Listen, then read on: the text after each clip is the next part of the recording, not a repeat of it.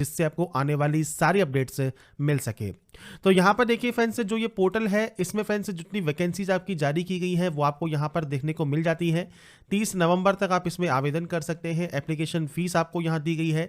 Age criteria, total number of post आप यहाँ check कर सकते हैं।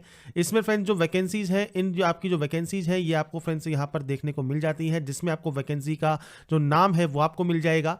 और इसके बाद फ्रेंड्स इसकी जो एलिजिबिलिटी कंडीशंस है वो आपको यहाँ पर दी गई हैं। 10th pass out, 12th pass out candidate, degree pass out, diploma pass out candidate आवेदन यहां पर कर सकते हैं। तो अप्लाई करने से पहले एक बार जो इसकी एलिजिबिलिटी कंडीशंस हैं उसको ध्यान से जरूर पढ़ लें। इसके बाद आप आएंगे इस पोर्टल पर। यहां पर आने के बाद आपको देखिए एक टैब मिलता है रजिस्ट्रेशन का। आप रजिस्ट्रेशन टैब पर क्लिक करेंगे।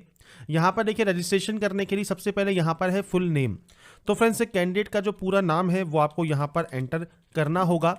इसके बाद है आपका DOB means date of birth. आप इस कैलेंडर पर जाएंगे और यहाँ से फ्रेंड्स आपका देखिए जो भी डेट ऑफ बर्थ है वो आप यहाँ से सेलेक्ट कर लेंगे।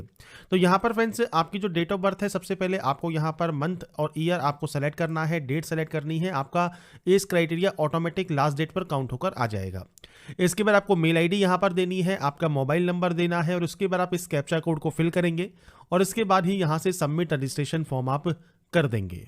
इसके बाद फ्रेंड्स आपका देखिए रजिस्ट्रेशन कंप्लीट हो जाएगा। रजिस्ट्रेशन कंप्लीट होने के बाद आपको रजिस्ट्रेशन ID और पासवर्ड मिल जाएगा।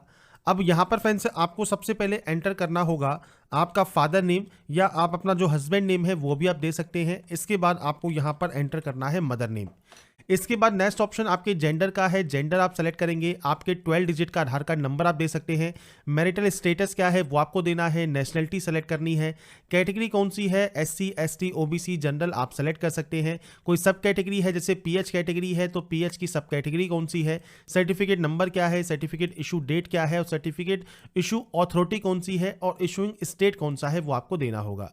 अगर आप PH कैंडिडेट नहीं है तो आप एक्स सर्विसमैन है तो एक्स सर्विसमैन सेलेक्ट कर सकते हैं। इसके अलावा सेंट्रल गवर्नमेंट सर्वेंट है तो आप इस ऑप्शन को सेलेक्ट करेंगे। PH प्लस में सेंट्रल गवर्नमेंट एम्प्लॉय है तो आप इस ऑप्शन को सेलेक्ट कर सकते हैं, नहीं है तो आप नन सेलेक्ट करेंगे। इसके बाद है अप्लाइंग फॉर। अब यहाँ पर देखिए आपको जो पोस्ट नेम है उसकी लिस्ट आपको यहाँ पर मिल जाती है। आपके अकॉर्डिंग आप इनमें से देखिए जिस भी पोस्ट के लिए यहाँ पर आवेदन करना चाहते हैं, जो भी एलिजिबिलिटी आप कंप्लीट रखते हैं उस वैकेंसी के लिए आप अप्लाई कर देंगे। मैं यहाँ पर फील्ड वर्कर का जो फॉर्म है वो आपको अप्लाई कर शो करूंगा। इसके बाद आप यहाँ पर इसे डिक्लेयर करेंगे और उसके बाद डाटा को सेव एंड नेक्स्ट कर देंगे।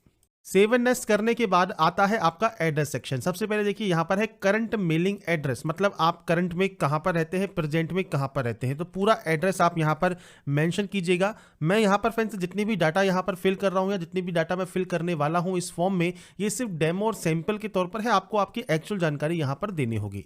इसके बाद आपकी सिटी कौन सी है, इसके बाद आपका स्टेट कौन सा है, क्योंकि ऑल इंडिया वैकेंसी है तो आप इसे सेलेक्ट कर सकते हैं और उसके बाद आपको पिन कोड देना होगा।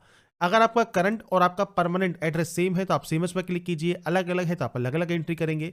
इसके बाद है एग्जाम सिटी। अब एग्जाम सिटी देखिए आपको यही एग्जाम सिटी मिलेंगी, इनमें से ही आपको एग्जाम सेंटर चूज करने हैं। तो यहाँ पर जो एग्जाम सेंटर्स है उसमें आपको 3 आपको ऑप्शन सेलेक्ट करने होंगे, तीनों में से ही आपको एग्जाम आपका जो है सेंटर आपको मिलेगा। इसके बाद आप यहाँ से इसको भी सेव एंड नेक्स्ट कर देंगे। सेव एंड नेक्स्ट करने के बाद नेक्स्ट फ्रेंड्स ऑप्शन आता है आपकी क्वालिफिकेशन का। तो सबसे पहले यहाँ पर बोर्ड का नाम है तो आप बोर्ड पर जाएंगे, बोर्ड का नाम आप देंगे। इसके बाद ईयर ऑफ पासिंग है, मतलब आपने इसको कब पास किया है आप उसकी जानकारी प्रोवाइड करेंगे। इसके बाद फ्रेंड्स यहाँ पर आपको मंथ सेलेक्ट करना होगा तो आप मंथ सेलेक्ट करेंगे। स्ट्रीम का नाम आप दे सकते हैं या फ्रेंड्स आप चाहें तो अपने जो सब्जेक्ट्स हैं उनकी नाम भी आप यहाँ पर एंटर कर सकते हैं। तो ये एंट्री करने के बाद आपको फ्रेंड्स यहाँ पर आपका परसेंटेज मेंशन करना होगा।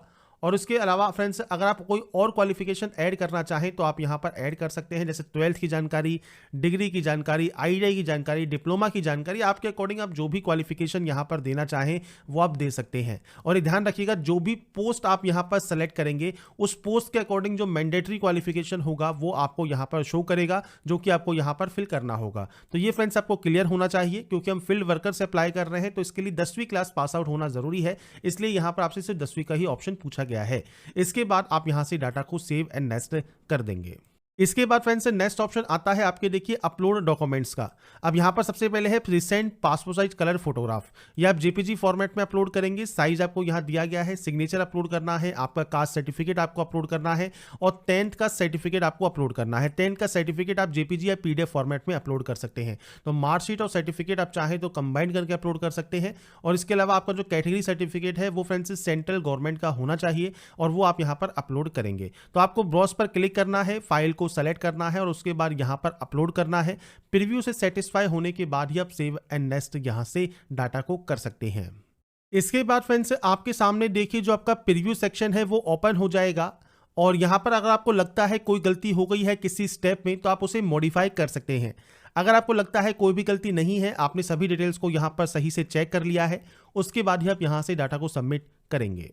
सबमिट करने के बाद फ्रेंड्स यहाँ पर देखिए आपको स्टेटस में प्रिंट का ऑप्शन मिल जाएगा। आप यहाँ से आपका जो प्रिंट आउट है वो आप सेव करके या डाउनलोड करके अपने पास रख सकते हैं। और इसके अलावा एक चीज़ आप ध्यान रखिएगा, अगर आपका पेमेंट यहाँ पर लगता है, अगर आप जनरल ओबीसी ईडब्ल्यूएस कैंडिडेट है और आपका पेमेंट यहाँ लगता है तो पेमेंट आप किसी भी बैंक के credit card, debit card, net banking से आपका जो पेमेंट है वो आप कंप्लीट कर सकते हैं। इसके बाद फ्रेंड्स देखिए जो लास्ट ऑप्शन आपको यहाँ पर मिलता है अप्लाई फॉर न्यू पोस्ट का। अब देखिए फ्रेंड्स हो सकता है मल्टीपल पोस्ट के लिए एप्लीकेबल हो, मल्टीपल पोस्ट के लिए आप अप्लाई करना चाहते हो तो आपको देखिए फिर से यहाँ पर ऑप्शंस मिल जाएंगे आपके अकॉर्डिंग। इनमें से आप जिस भी पोस्ट के लिए और आवेदन यहाँ पर करना चाहें आप उस पोस्ट को सेलेक्ट कर सकते हैं। उसके बाद यहाँ से आप प्रोसीड कर देंगे। प्रोसीड करने के बाद सेम जो भी प्रोसेस मैंने अभी आपको बताई है वो सब आपको यहाँ पर फिल करनी होगी। बस ये ध्यान रखिएगा फीस आपको हर एक पोस्ट के लिए अलग अलग पे करनी होगी अगर आपकी फीस यहाँ पर लगती है उस कंडीशन में। और इसके बाद फ्रेंड्स आप यहाँ से ही आपका जो स्टेटस है आपको सारी पोस्ट के नेम यहाँ मिल जाएंगे, उसके अकॉर्डिंग आप यहाँ पर जो है डाउनलोड कर पाएंगे। साथ में फ्रेंड्स देखिए मैंने आपको यहाँ पर सारी क्वालिफिकेशन दी हुई है, जैसे फील्ड वर्कर की ओनली 10वीं क्लास पास आउट है, 12th पास आउट भी यहाँ पर मांगा गया है, बैचलर डिग्री मांगी गई है, कुछ पोस्ट में एक्सपीरियंस भी रिक्वायर्ड रहता है। तो आप यहाँ पर जाकर सारी जो क्वालिफिकेशन क्राइटेरिया है उनको आप रीड आउट कर सकते हैं। तो यहाँ पर फ्रेंड्स जितनी भी जानकारी है वो मैंने आपको पहले ही jobrasta.com पर प्रोवाइड कर दी है। अप्लाई का लिंक आप चेक कर सकते हैं, नोटिफिकेशन चेक कर सकते हैं। अगर आप एप्लीकेबल